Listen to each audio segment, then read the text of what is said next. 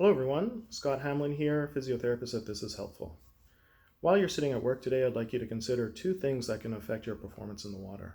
The first being your hip flexors, the second being your trunk.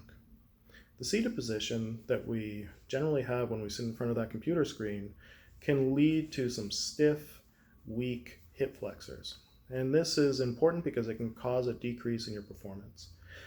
With respect to the hip flexors, I think of a decrease in the ability to create propulsion, as well as the positioning while you're in the water, creating more drag.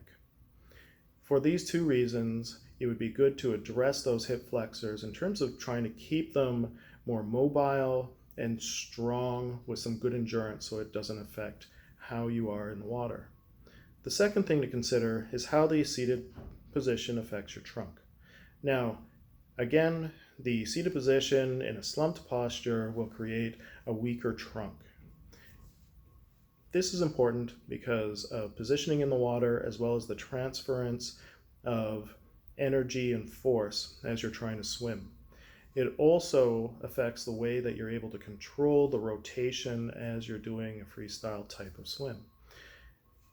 In this respect, you want to make sure that you spend time creating a strong, effective trunk that's able to keep the positions that you need while you're in the water. So spending a little bit of time on your hip flexors and your trunk outside of your usual training, which I know can be difficult at times, should pay off in terms of your performance while you're in the water. If you have any other questions or would like to get some tips, please feel free to contact me at scott@thisishelpful.ca.